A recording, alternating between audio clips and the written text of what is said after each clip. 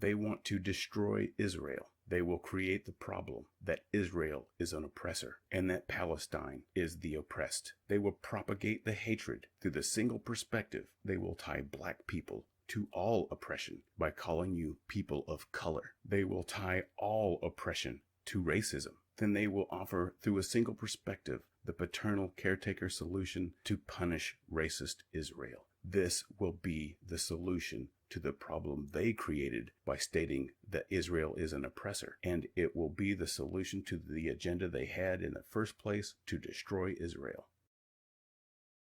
In the previous episode, we saw how the beast and the Antichrist will use black people. We saw how they will tie the oppression of homosexuals to the same oppression of black people. So they will attempt to tie black people to the struggle of homosexuals. In this episode, we're going to see exactly how the Antichrist will use that same oppression to try to tie black people to the oppression of Muslims. Now, Islam is not a race of people, it is a religion, but most of them are Arabic or from the Middle East. Therefore, they have a darker shade of skin than most Europeans. And what they're going to do is, well, what they've already done is start calling black people people of color. Remember back in the day when colored folks was a racial slur to call people colored? Why are they bringing it back? Why have the Democrats again begun to call you people of color?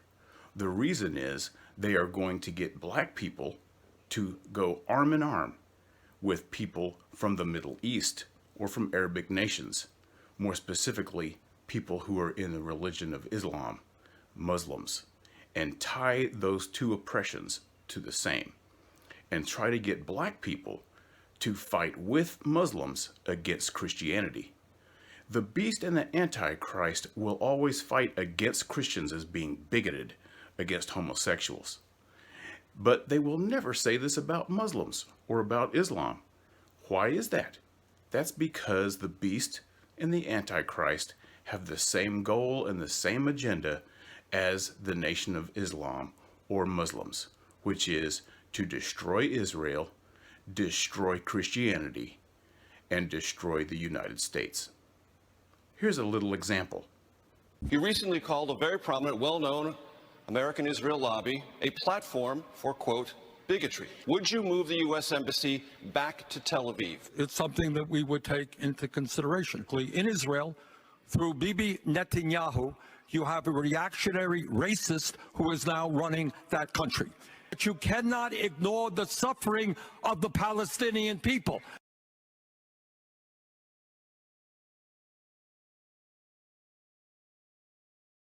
There are demagogues out there who once again are attempting to divide us up in xenophobic and racist ways.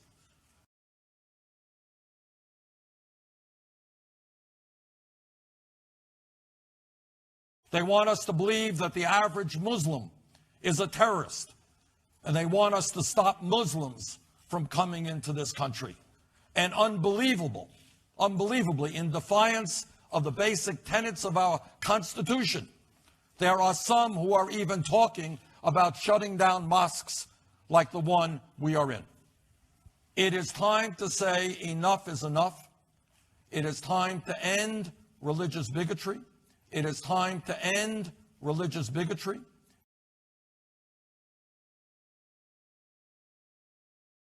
So today I am calling on all of us in public life, including my fellow candidates for president, and all Americans, to stand together and condemn the anti-Muslim rhetoric and hatred that we are hearing, to say no to those who promote this hatred.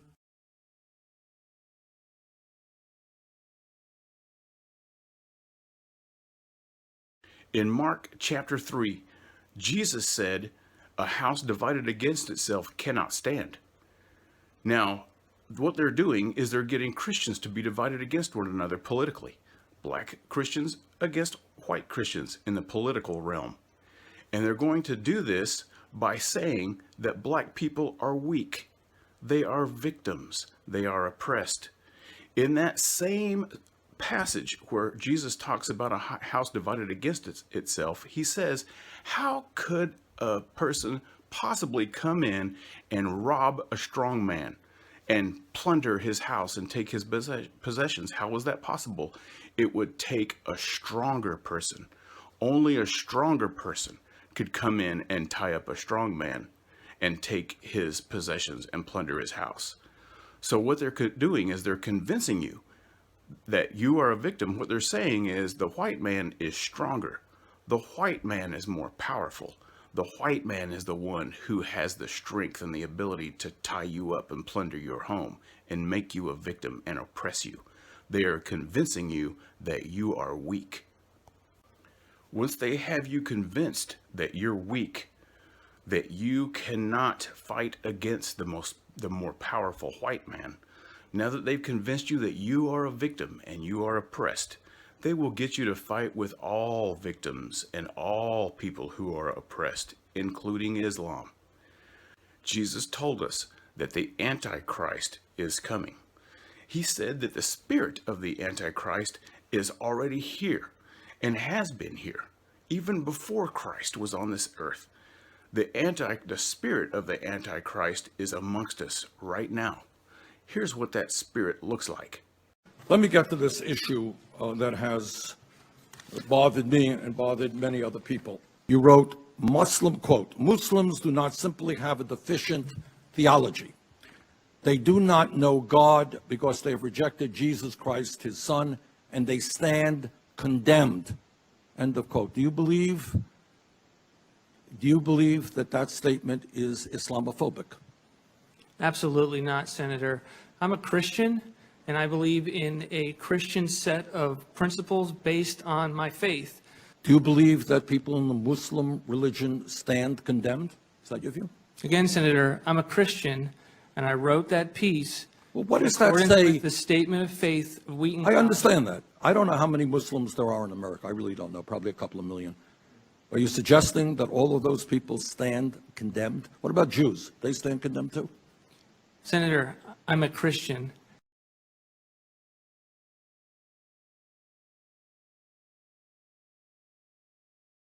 I understand you are a Christian, but this country is made up of people who are not just. I understand that Christianity is the majority religion, but there are other people who have different religions in this country and around the world. In your judgment, do you think that people who are not Christians are going to be condemned? Thank you for probing on that question. As a Christian, I believe that all individuals are made in the image of God and are worthy of dignity and respect, regardless of their religious beliefs. I believe that as a Christian, that's how I should treat all individuals. And do you think your statement that you put into that publication, they do not know God because they've rejected Jesus Christ the Son and they stand condemned, do you think that's respectful of other religions? Senator, I wrote a post based on being a Christian and attending a Christian school that has a statement of faith that speaks clearly with regard to the centrality of Jesus Christ in salvation.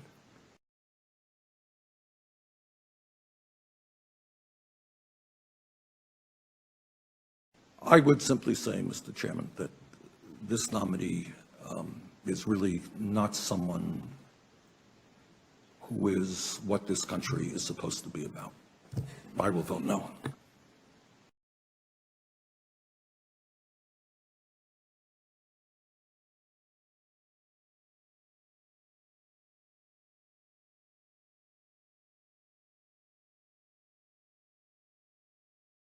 I want to ask you, last week you clashed with Russell Vogt. He's President Trump's nominee for Deputy Director of the Office of Management and Budget.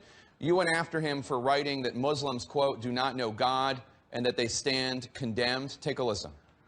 The statement made by Mr. Vogt is indefensible, it is hateful, it is Islamophobic, and it is an insult to over 1 billion Muslims throughout the world. Senator, are you saying that someone is necessarily hateful and Islamophobic if they believe in their private life and express that in their private life the only path to God is through Jesus Christ?